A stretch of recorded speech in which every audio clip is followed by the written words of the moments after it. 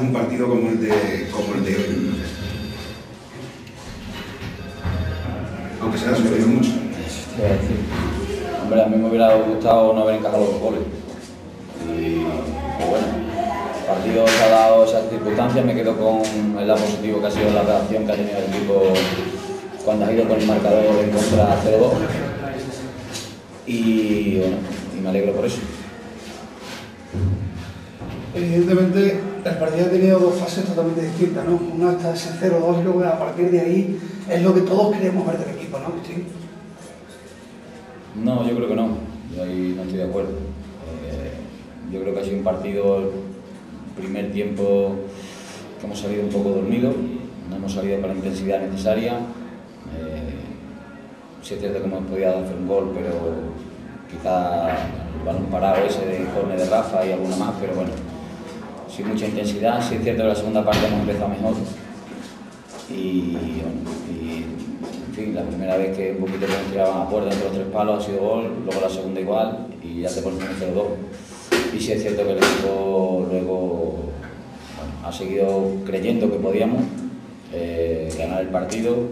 Golo ha hecho el gol bueno, rápido también, que eso ha hecho evidente en el partido y a partir de ahí, bueno, los minutos restantes han sido nuestros y estoy contento porque como ha dicho el compañero, yo creo que bueno, la afición, los jugadores necesitaban un partido así para un partido esto vibrante, aunque a mí no me haya gustado mucho, me refiero en cuanto en la última parte, sobre todo los encajados, pero bueno, por lo menos ha sido un partido vibrante.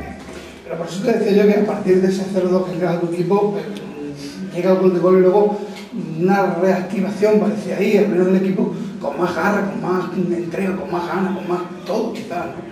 No, sí, quizás eso, quizás al principio no, lo que te comentaba, nos ha costado meternos en el partido y luego sí es cierto que quizás cuando te has visto con el 0-2, bueno, hemos echado el resto, pero que no tiene por qué. Yo creo que eso hay que empezar desde el primer minuto, pero bueno, intentaremos seguir corrigiendo errores porque yo sigo viendo un debe nuestro en nuestro equipo y vamos a intentar corregirlo.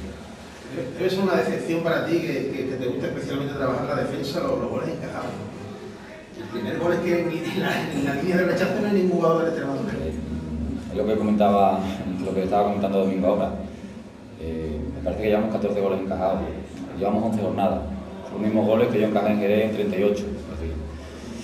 Pues bueno, es que tenemos una gotera ahí y es evidente, entonces tendremos que seguir trabajando porque el equipo ofensivamente trabaja bien, creamos ocasiones de gol, yo estoy contento, pero en el tema defensivo tenemos que mejorar porque estamos encajando goles todos los partidos y es algo que está ahí, entonces tendremos que seguir trabajando, tendremos, en fin, en eso. Yo soy muy constante y espero que más pronto que tarde corregir esos defectos que estamos cumpliendo. Pero con todo el respeto, aunque esa gotera esté ahí, si luego terminas metiendo 4 o 5 y terminas ganando el partido, sí, o uno más que el contrario, es lo que vale. Sí, yo lo firmo, sí, perfecto, pero no siempre vas a meter 4. Entonces, ¿qué pasa? ¿Que tú necesitas hacer 2 goles todos los domingos para ganar partidos?